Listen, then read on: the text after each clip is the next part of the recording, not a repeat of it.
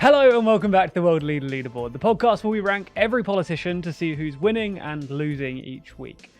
I'm joined this week by Rory Taylor. Hello. Zach Michaelis. Hello. And Nadia Davadinov. Hello. How are you all doing? Very well. Yeah, good. Yeah, no, very good. Very good. Well. I wasn't prepared for the question.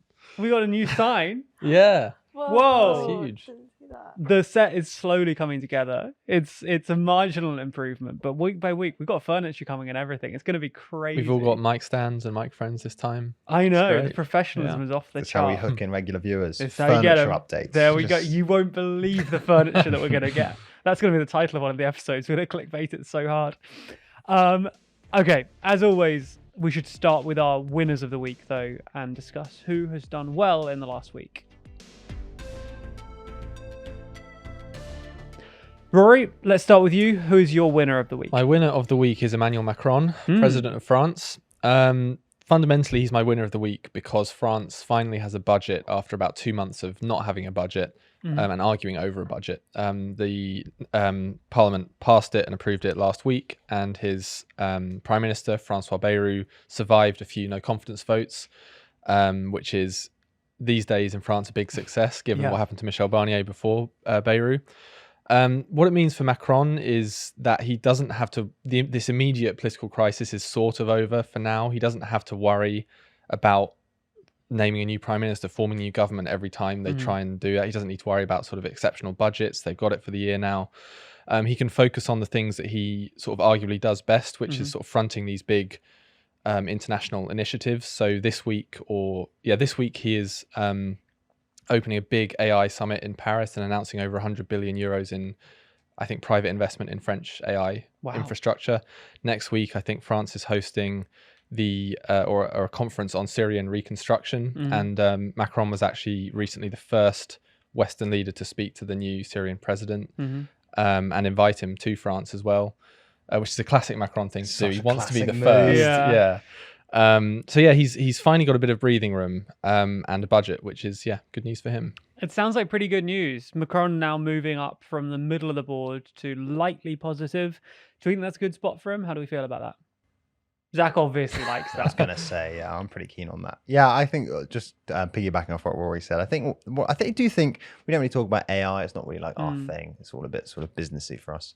But I do think that the French interest in AI and the fact that Mistral, which is that French AI company, just released a new LLM, which is the most French name humanly possible, which is Le Chat, which is very, I didn't want to lean too heavily into a French accent there, but yeah. And it outperforms ChatGPT on certain metrics. And I think that's, obviously like good news for France and all that, but it's also like a quiet violation of that very popular narrative that, Europe is a sort of, it's a museum that doesn't have any sort of business dynamism. Yeah. So I think that's a sort of slightly bullish signal for Europe. Again, it's one data point, but I think it changes the vibes ever so slightly, and the French will be happy that they're leading the way on that. Clearly trying to signal progress in that with the summit and stuff too, though. So. Yeah, and I think it's very consistent with like Macron's broader thesis that Europe has to sort of like reform and modernize to sort of maintain its standing in the world economy and like the sort of geopolitical order. He did. He released or put out a video on Twitter of like scenes from films and like music videos and stuff. I think of like his face like deep faked onto the characters and stuff, which was sort of an interesting way to promote AI. But like, I don't know, it's quite amusing to see him. Yeah, we can include a clip now, maybe. Out there. Who knows? Ensuite, tous les cheveux qui restent sur le côté droit. La techno a une culture à part entière. On est attaché à la bagnole. On aime la bagnole. Et moi, je l'adore. This obviously is part of kind of broader struggles Macron has. So it's a good moment. The budget being passed is obviously a success, and there's some kind of international recognition for various things. Do you think him being on the top half of the board actually kind of, from a more broad perspective, makes sense? Is he kind of ascendant in any way, or are kind of the French issues still persistent? It's a funny one because he's definitely not ascendant in that he's in his last term as president. But I think a few months ago, he absolutely was bottom half of the board. And compared to that time, he's in a much better position now. Yeah. So I think where he is now is fair. And a big part of that is that he or his prime minister has managed to like split the French left and get the socialists out of this sort of like sort of formal left-wing alliance, and get them negotiating as a sort of individual party.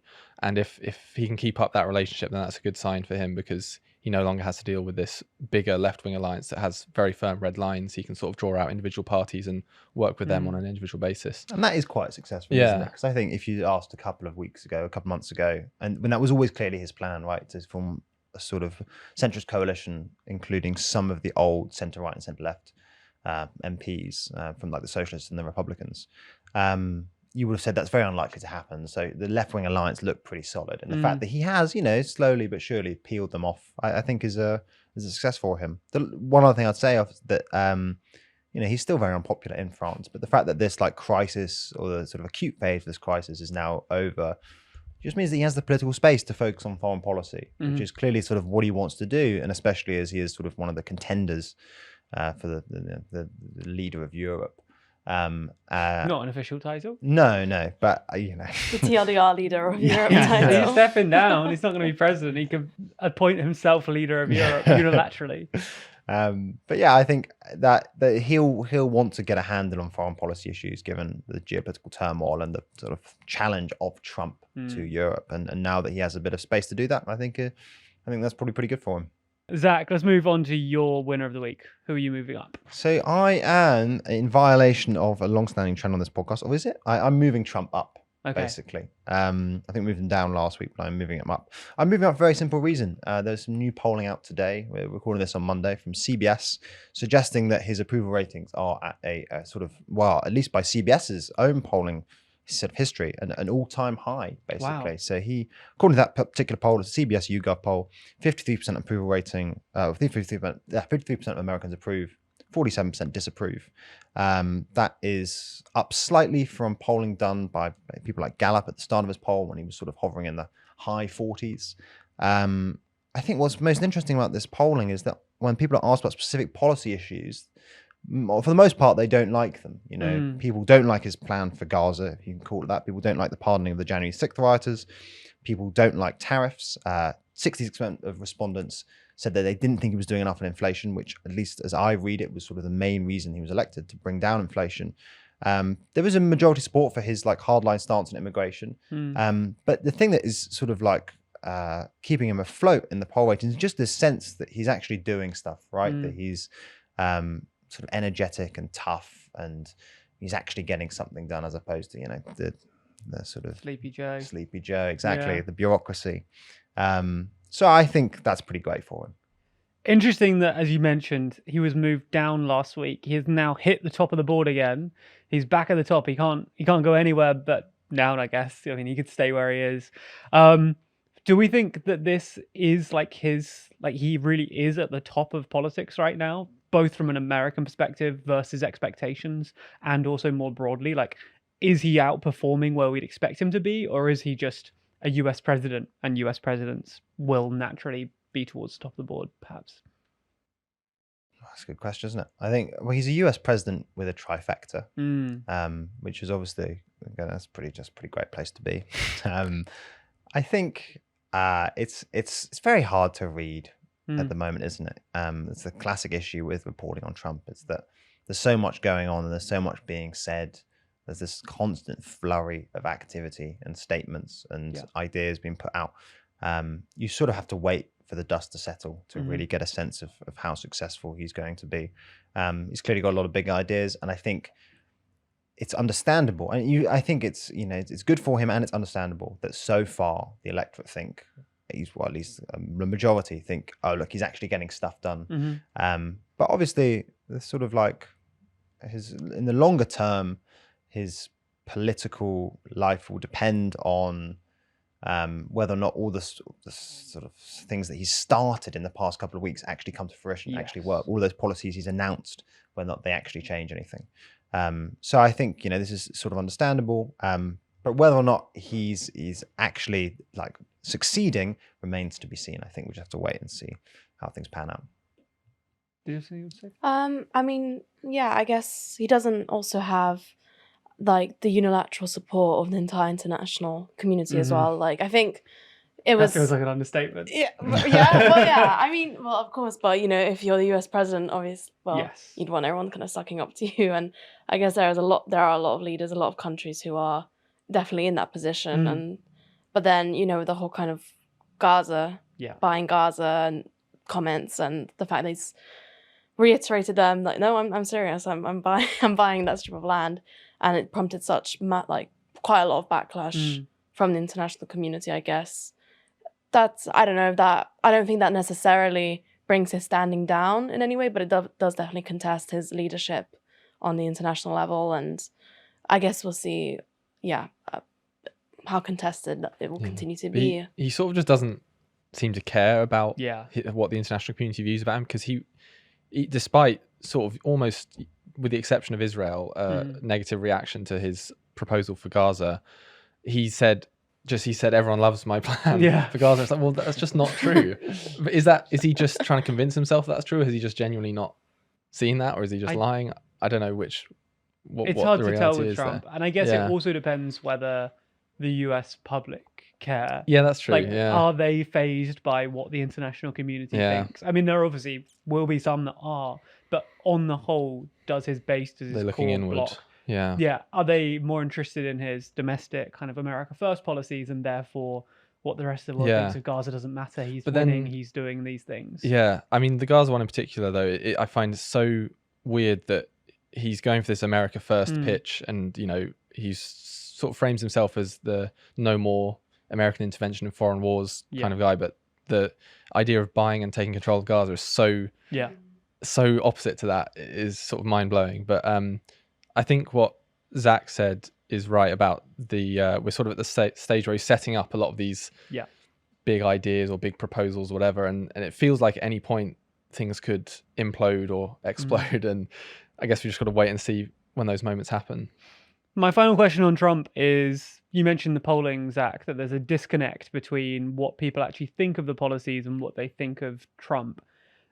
Do you think that's a disconnect that is that a needle he can keep threading? Is it possible to be a world leader that is popular despite the things you're being praised for doing being unpopular?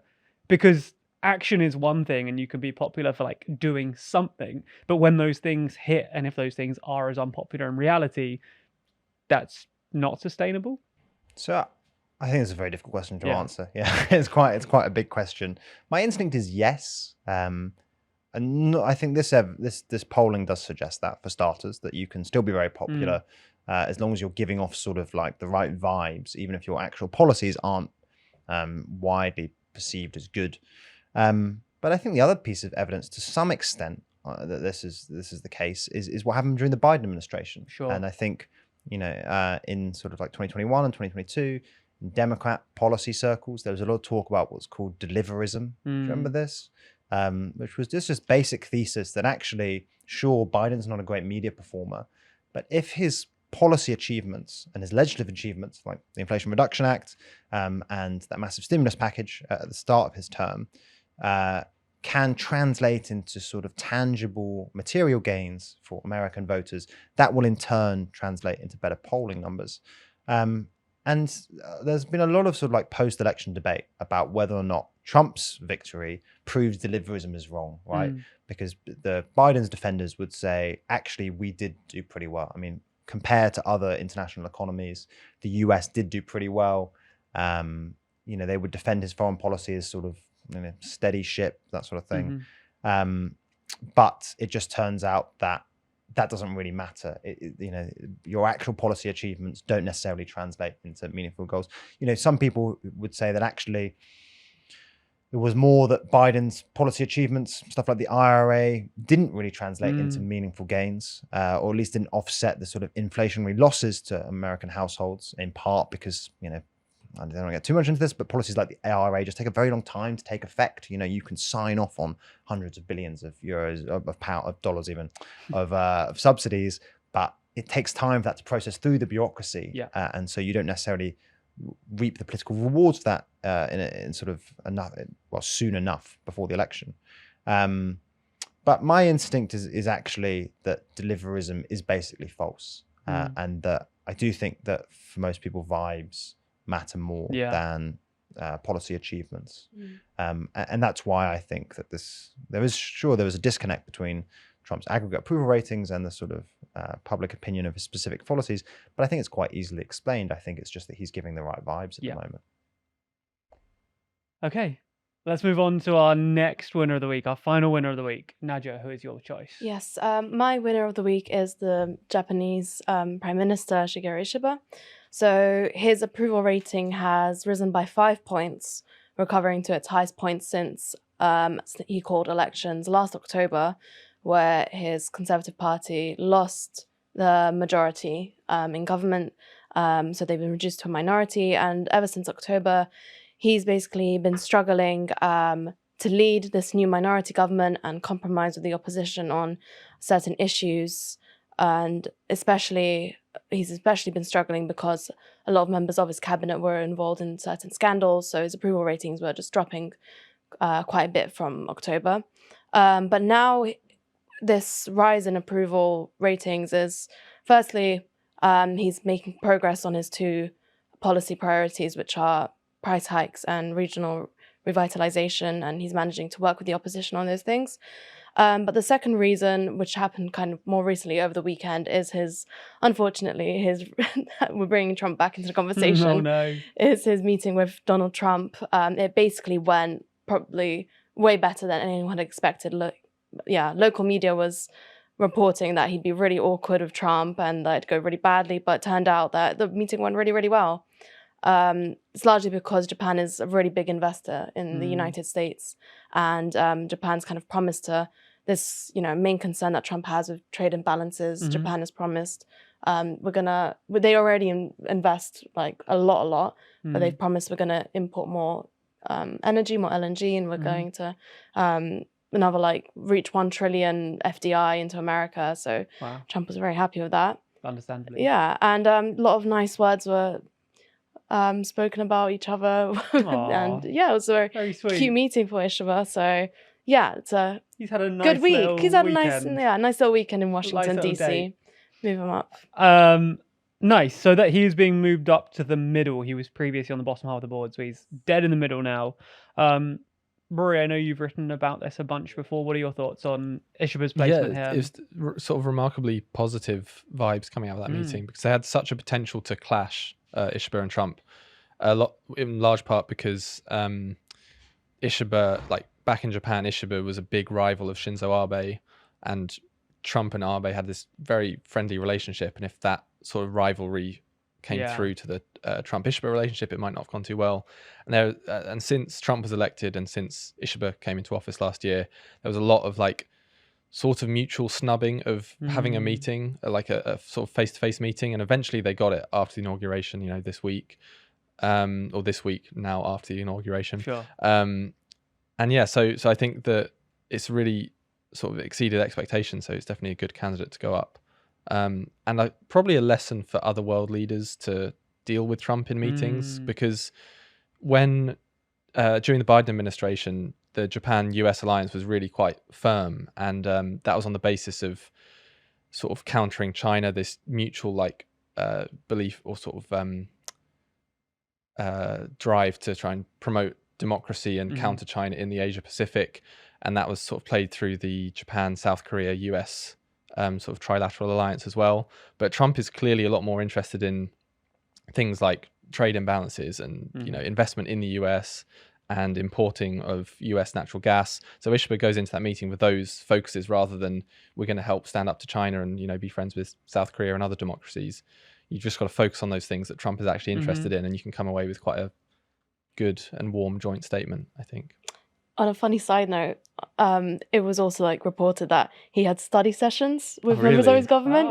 For the Trump meeting. I think he actually told some Japanese newspapers, I studied for this meeting. I came prepared. So other leaders clearly take note. Pays off. Worth preparing. I think it does bode well for other world leaders who are looking to flatter Trump, because he's hit on some of the really obvious notes, which is go for a very big number, a trillion, and then also promise to buy more LNG, which is something that Trump's clearly really obsessed with. It's not a bad deal for Japan. I mean, American LNG is not much more expensive. It's still on the global market, so sort of prices are normalized via market forces. and yeah, and that seems to be enough to convince Trump that Japan is a good partner of the US, which is actually pretty impressive given that Japan has reliably run a massive trade surplus with the US. Very, very quickly, the other thing I do think is interesting. I think this is just a very good shout for someone to move up the world leaderboard, because I think it is worth casting your mind back to only a couple of months ago when it really looked like he was. He just had such a terrible opening few weeks. You know, he didn't come into office particularly popular, then immediately lost an election, and then was struggling to negotiate various policies with the opposition. Yeah. What I do think is interesting is that, you know, he came in with quite a clear policy agenda that he talked about a fair bit before actually becoming PM. And there is a natural complementarity between Ishiba's sort of like ambition to make Japan more self-sufficient in military matters, and what Trump wants to do, which is to sort of slightly withdraw from the world stage and sort of reduce other countries' reliance on American security guarantees. And that's sort of what Ishiba wants as well. And that could have been a point of tension. You know, sometimes you can read Ishiba's stated ambition to have a more independent security policy as a rebuff to the US. But there's actually a fair bit of overlap there between what they both want. And the other thing is that, you know, Ishiba is also, he was a vocal critic of Abenomics, and sort of always wanted Japan to move back to sort of more normal fiscal and monetary policy. And I don't think he really has much to do with this, but it looks like the Japanese economy is sort of coming out of deflation, returning to what we might describe as normal after sort of 30 years of quite persistent deflation. The best evidence we have of this at the moment is that Japanese bond yields are at a sort of all-time high because investors are anticipating further rate hikes from the Bank of Japan, because it does look like inflation, which sort of peaked at only like 3-4% a couple of years ago, but that small spike in inflation has produced massive wage increases, and it looks like Japan, I think it's sort of like a 5% wage increase in the private sector. And it looks like Japan is now entering, you know, what we worry about as a sort of a wage price spiral, but what, you know, the Japanese policymakers is a sort of virtuous cycle of inflation pushing up wages, which pushes up inflation. So more persistent inflation in the long term. Yeah. And that would fundamentally be good for the Japanese economy, or at least that's what most economists think. And Ishiba will get to take credit for that. And it will also facilitate a return to more normal fiscal and monetary policy, which is the thing that he's been calling for ages. So I think he's quite lucky in that sense. He's riding some wider tides. Yeah. But yeah, that's what happens in politics. He's moved back to the middle. We'll see in future weeks if he can actually make it at the top of the board. But for the moment, he's at least neutral. Next, though, let's move to the audience suggestion. So each week we take a suggestion from the audience from the comment section, and that person is either added to the board or moved on the board, depending on whether we already have them. We'll run down the panel. You tell us whether you think the person is a winner or a loser this week. If we have consensus, we move on. If not, we have a little discussion and we agree whether the person moves up or down. The person moving this week is already on the board. They are Canadian opposition leader Pierre Poilievre. I'm going to start with you, Rory. Are they a winner or a loser this week? I think he's a loser this week. I think he was up on our board as a winner previously because he's sort of treated as the prime minister in waiting. Yeah. And he sort of probably still is, but Justin Trudeau's resignation has made it look like a lot harder fight at the upcoming Canadian election because Liberals are working out who their new leader is going to be, and polling suggests that if it's Mark Carney, he'll put up a pretty strong fight for the Liberals against the Conservatives because he's a pretty popular guy by the looks of it. So that's probably some warning signs for Pierre. Yeah, Poilievre is currently one above the centre, so he's likely positive at the moment, presumably for the reasons you've just stated. Zach, winner or loser? Yeah, I would agree with Rory. I think the fact that the polling is still good for him, it's still worth saying that, you know, the Conservatives, the polling is all a bit hypothetical now because obviously we're waiting to see who the leader will be. But Carney looks like the overwhelming favourite at this point. But the Conservatives are still 10 points ahead of the Liberals in most polls, as sort of 40-30, which would translate to an outright majority. But that is obviously not anywhere near as much, not anywhere as good as it was back in December when Trudeau's poll ratings hit a sort of all-time low, and there were a handful of polls putting him below 20%, which would have been wipeout territory. It's pretty bad. Yeah, pretty miserable. Nadia? Yep, I agree. Whoa. I guess we'll just have to see if the Liberal Party can sustain the resurgence or not, and that'll determine his fate. But yeah, moving down, I guess. Consensus. Move him down to the middle seems fair. He's gone from a confident favourite in the election to, we'll see. There's various factors. He's in the middle. He's looking okay, but let's leave him there for the moment. He's not even a world leader yet. Okay, if you want your suggestion to be either added to the board or moved on the board next week, then comment who you want to see us talk about, and the person with the most upvotes within reason will be selected. So yeah, make sure you comment, make sure you read through all the different comments, see the different suggestions, and whoever's at the top will be moved next week. Okay, let's move on to our losers of the week. Okay, Rory, let's go back down the road to you again. And who is your loser of the week? My loser of the week is Keir Starmer, British Prime Minister. In TLDR fashion, I'll break it down into three reasons. The first two are sort of quick fire. The first one, Bank of England has halved their growth forecast for the UK economy. Yeah. I think from 1.5 to 0.75% for the coming year, which obviously not great. And then the second quickfire reason is Reform overtaking Labour in a YouGov poll last week. We talked about it on the Starmageddon. Well, I didn't. I think you talked about it on the Starmageddon podcast last week. So I won't say any more on it right now. But my third reason, it's less to do with numbers and figures, but there's this new book all about the Labour project at the moment that's being serialised in the Times, I think. And it's painted a very unflattering picture of Keir Starmer as a sort of empty figurehead of the Labour movement being puppeted by his all-powerful Chief of Staff, Morgan McSweeney. There's lots of quotes from McSweeney and advisors in the book. Stuff like, Keir Starmer thinks he's driving the train, but we've sat him in front of the DLR. A sort of driverless train, for those of you who don't know. Yeah. Sorry, not you, the audience. That's fine. Another person saying Starmer acts like an HR manager, not a leader. Then allegedly Angela Rayner said Starmer is incapable of running a bath, never mind the opposition. Wow. This was back when he was leader of the opposition. My point isn't to say all of these things must be true. I think whether they're true or not, it suggests that Keir Starmer, the people behind Keir Starmer have quite a strong sense of self-importance and are slightly overzealous. And I think that can be a really destructive dynamic in political life. We saw it with Boris Johnson and Dominic Cummings. Morgan McSweeney has really taken over the Labour operation. He managed to get Sue Gray out and another member of staff, I can't remember who. I think that sets up, if Keir Starmer starts to grate against this narrative that Morgan McSweeney is really the one running the country, I don't think that will end well for either of them. So that's why he's moving down for me. Interesting. So he's moving down to just lightly positive. He was fairly high on the board. Was now he? moving back towards middle. Yeah, he was. Oh, that feels optimistic. Yeah. So what do we make of his new placement?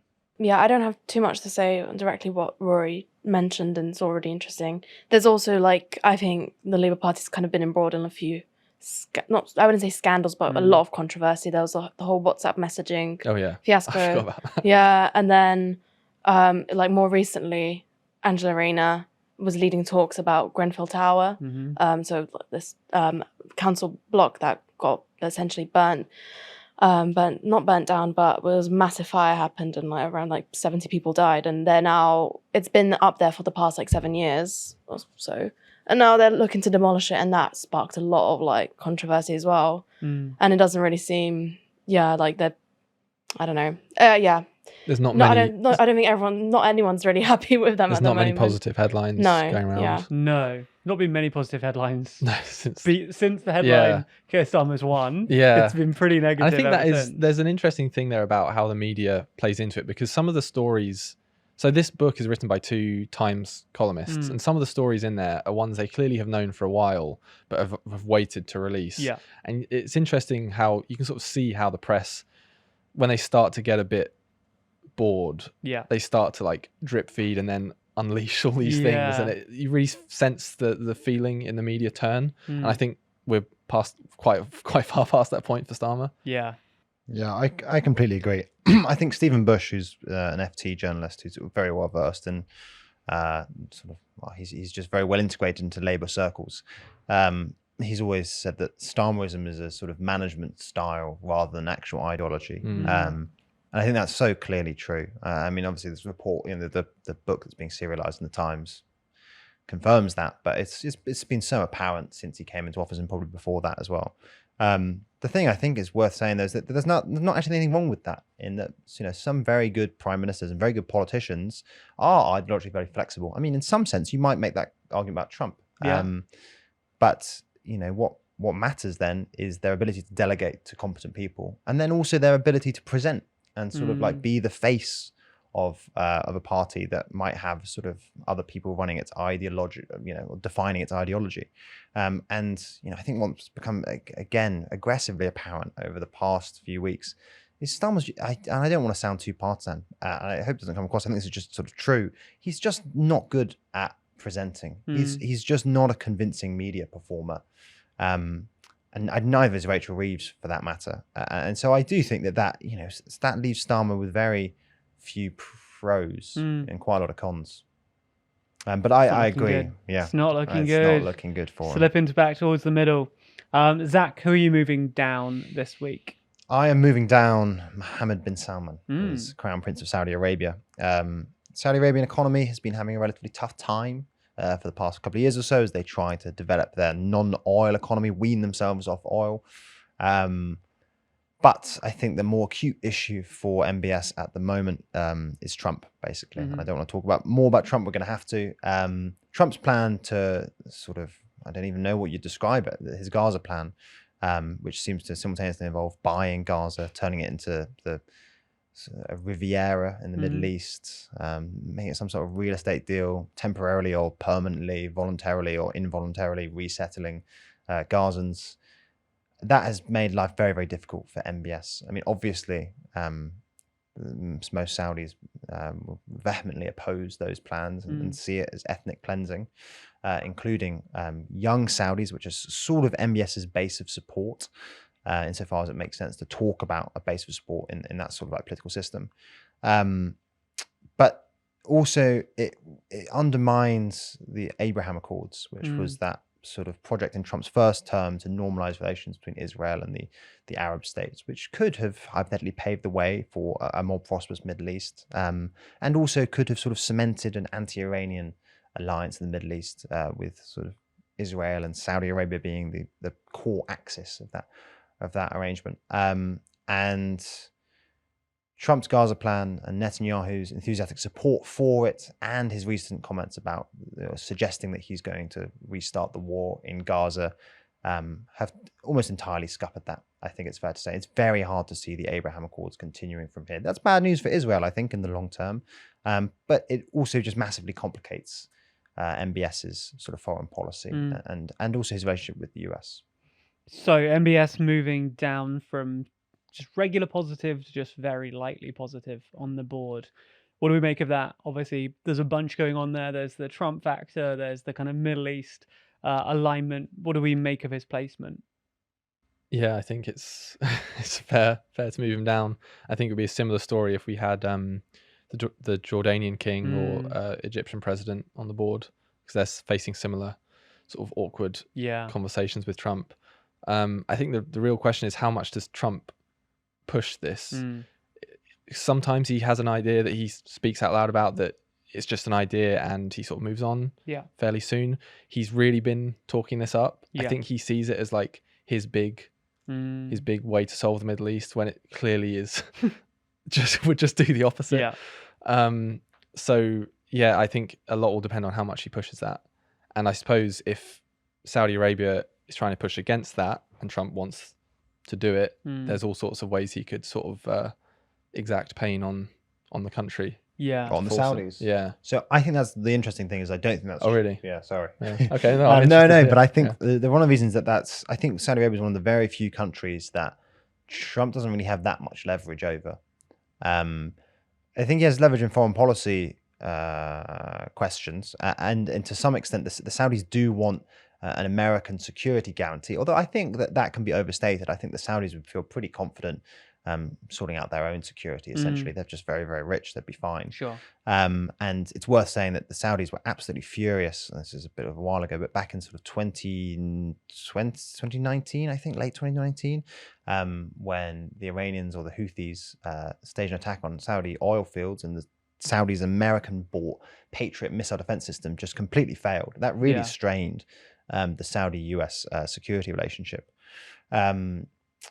And I actually think in lots of ways the Saudis have more leverage over Trump because of their control over oil prices. And that's something Trump, and I've said this before, it's something he's actually sort of right about. He's very focused on oil prices, and oil prices just are important.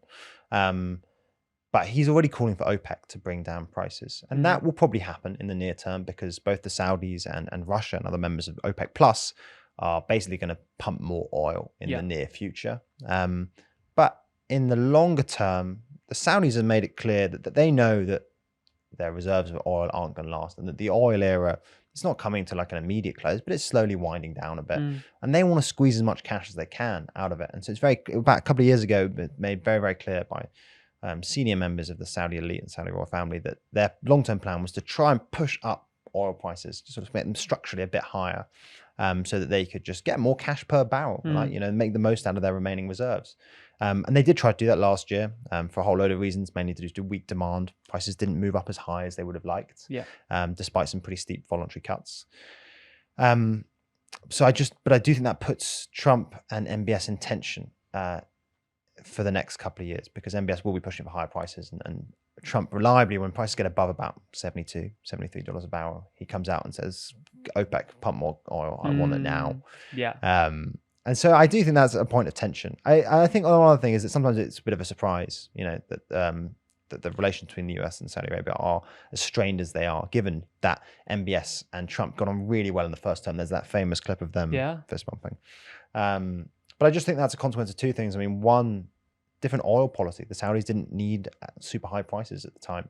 And the other thing, there's the geopolitics of the Middle East was just easier then. It wasn't just after October 7th, and the Abraham Accords made more sense in that context. And what you're seeing here is that Trump's sort of like knack for deal making is bumping up against the hard realities of just like the Middle East geopolitics at the moment.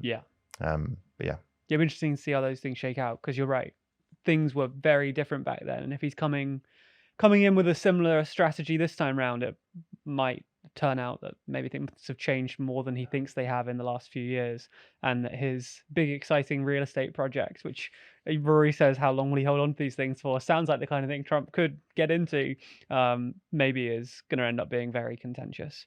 Nadja, our final person, who are you moving down this week? I'm moving down Slovakia's Prime Minister Robert Fico.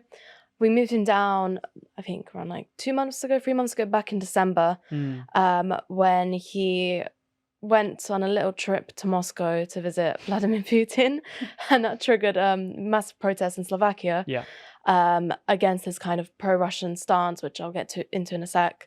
But those protests have since carried on for the past 2 months, getting bigger to an extent, and just he's facing massive calls for resignations. Essentially, Fico's position towards Russia has been very warm. He's had very friendly ties with Putin.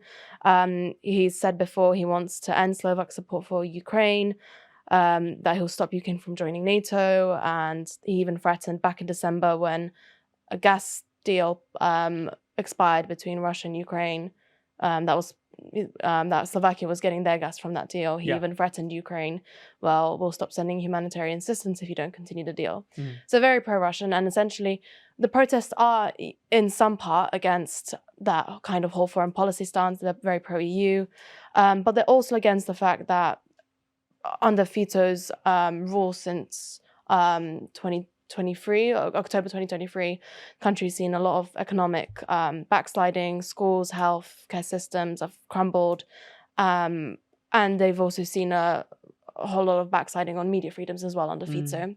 So just a lot of unrest around him, and these protests are currently bigger, the largest since these mass-scale protests back in 2018 over the murder of an investigative journalist, which actually brought down Fico back then. So he was prime minister then. They brought him down. He's back now, but now there's questions surrounding whether they can bring him down again. what is interesting is that this weekend there was protests again in Bratislava, the capital, but there's slowly been more and more people gathering in smaller rural towns, which are usually strongholds of Fico's Smer party, like left populist party. And that's not a good sign at all. And then one political commentator put it, 40,000 people in Bratislava is fine, but 300 people in Galenica, then you're in trouble. As in, you know, that's when things are starting to get serious, where he's losing that support base, so he's going down. Interesting. Fico moving to the actually bad part of the board. He was lightly bad before, as you mentioned, moved down earlier in the year. Slipping further, what do we make of that? It's interesting that when he when he returned to power, I suppose it was sort of there was that moment where it was like another pro-Russian leader in Central Europe, you know, alongside Viktor Orban, and it seemed like there was this part of Europe that was sort of leaning in that direction, and he was a good representative of that. But it seems like everything's going wrong for those leaders at the moment, Orban included. So it's quite a change of fortunes in just 1 or 2 years. It's part of a wider trend, isn't it? I mean, you see, Orban is another good example of like sort of at least Russia sympathetic figure in Europe, who previously can be considered sort of politically impervious, who's sort of falling in the polls. You've talked about this a fair bit, but Vucic, I think, sort of fits that mold in Serbia a little bit. Protests in Georgia as well. Yeah, exactly. And you know, I think it's hard to read this. I mean, I think quite a lot of it is just the same thing that every incumbent has suffered with, right? It just turns out that no one likes inflation and governments get blamed for it no matter what happens. I also think in some sense this has been that interacts in politically dangerous ways with the fact that all of those leaders in general are what you might call economic populists.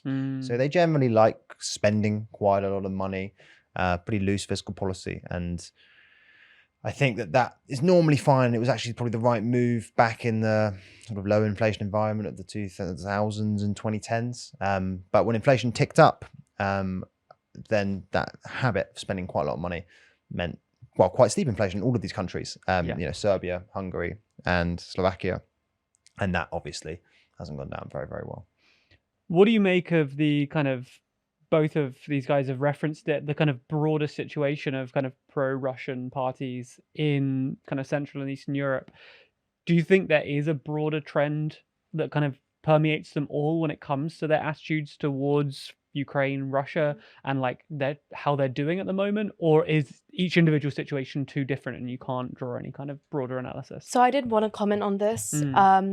A lot of the media reporting around these protests is Western media, is that it's these protests are like anti-Russian. Sure. I wouldn't say that's necessarily the case. Like there are elements of, you know, there's a wide demographic who are very, very pro-Western, pro-EU, democracy, you know, are against these kind of authoritarian tendencies that these leaders have.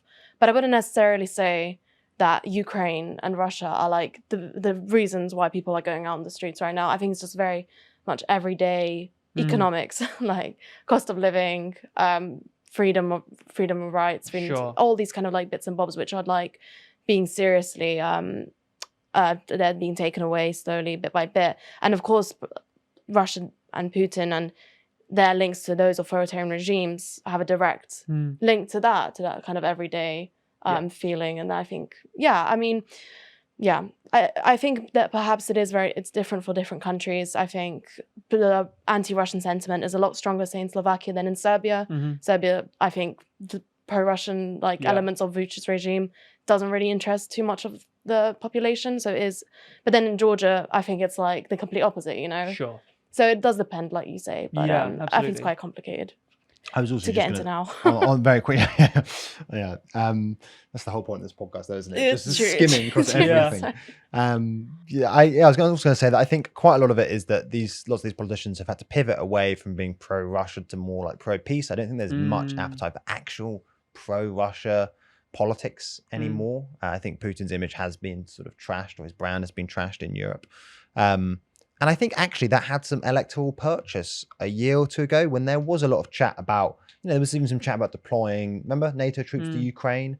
And I think it was the Czech election where the question of, and maybe even the Slovak election where there was the people were sort of running on pro-peace platforms saying, we don't want to deploy to Ukraine. And that was effective. But I think now that, Ukraine looks like that there will be some sort of peace deal agreed relatively soon. I mean, that does seem like the most likely outcome. And I just think the risks of escalation are now pretty much, right now, at the time of recording, who knows with Trump, but it feels pretty low and that we're not hearing talk about deploying NATO troops anymore. Yeah. So then I think the salience of that issue as a sort of electorally has just declined. Yeah. I mean, we can't forget most of these countries do either border Russia or Ukraine. There was when this all began 2 years ago, there was that kind of immediate recent memory of the 90s, and that all got triggered, and that's why I think that pro-peace approach really, really did settle with a lot of voters and stuff like that. But like you say, nothing. I don't think any kind of massive escalation is going to happen anytime soon. So things have died down, and with that, the pro-Russian sentiments as well. Yeah. Nice. Okay, cool. So those are all the people moving this week. Before we move on to our biggest winners and biggest losers of the week, a quick shout out to our magazine, Too Long, which we mention every episode. But interestingly, of the people we've mentioned in this week's episode, 4 of them show up in our most influential people of 2025 list. So in the next issue of Too Long, we're running down the top 25 most influential people in the world. We're explaining how they get their power, where their influence comes from, what they do with that influence. We're telling all kinds of interesting stories about these different people and about the influence they hold, as well as ranking the top 25 based on your votes and the audience, the team. And as I say, the top 25, 4 of the people we discussed today make the list. I'd be interested in your guesses as to which 4 those are.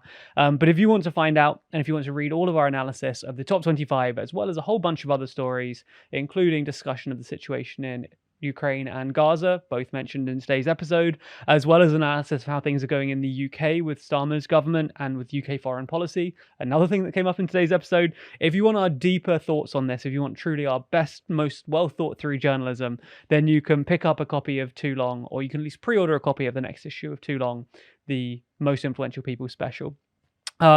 While you're there, there's a link in the description. While you're on the store, if you use the code 2podcast, you'll get £2 off your order, which if you're subscribing brings the cost well below £10 a copy, which is not a bad price. It's a steal. So pick up a copy and support the channel. And let's get into our biggest winners and biggest losers of the week. Okay, so we're going to run down the line, and each of you are going to say who your biggest winner is of the week, and then who your biggest loser is of the week. If we have a consensus, that person moves again in their direction, either up or down. If we don't have consensus, then that's fun too. Rory, your options for biggest winner of the week are Macron, Trump, and Ishiba. Who is your biggest winner of the week? I think Ishiba, actually. I think it's about expectations, and he's really surpassed those. Yeah, I completely agree. I hadn't thought about it, but cast your mind back. He was doing terribly to begin with. Nadia? I was going to say Macron, but for the sake of... No, back yourself. Back your... Yeah, take the win. Yeah, exactly. Ishiba. Okay, with consensus then, Ishiba moves up. He has gone from the middle of the board to lightly positive. Wow. So a real lightly negative to lightly positive. It's a big swing for Ishiba in this episode.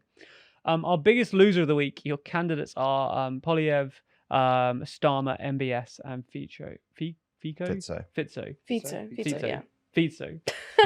And Fitzo. Rory, who's your biggest loser of the week? Who's the third one? MBS, Starmer, Fitzo, and Polyev. Probably MBS out of those. That feels the most sort of existential doesn't feel like the right word, but it feels on the biggest scale, I think. Sure. Yeah. I was tempted by Fitzo. Okay. Yeah. I think the sort of trajectory for other similar leaders doesn't bode well for him. I'm going to go Fitzo. I know I've ruined the... It's okay. I was going to say Starmer. Whoa! That's allowed. We've gone different ones. Is that allowed? That's allowed. What happens now? Nothing happens now. It's nothing. For the first time ever, we don't have an ultimate loser of the week. Have we always had an ultimate loser every single time? Not consensus. We've always had at least one person who we declare the ultimate loser. Oh, okay. So as long as you get 2 votes, but no one gets 2 votes. Do I get the deciding vote? Yeah, go on. Yeah. I why don't not? think I should. No, Yeah, no, you no, should. I You shouldn't. should do Yeah, it. come Do on. I it, shouldn't. do I it. shouldn't. No. You're so well Can I versed. go for Polyev? Yeah. Okay, so there is no ultimate loser of the week, and our ultimate winner of the week is Ishiba. Everyone's had a good week, basically. Yeah. No I ultimate don't know loser. about that. Or everyone's had a bad week, so we Everyone's can't had a actually bad decide who's done worse. Join us again next week for more World Leader Leaderboard. And as I said earlier, make sure you comment and you thumb up comments that you like of who you think should be moved or added next week. We'll see you then.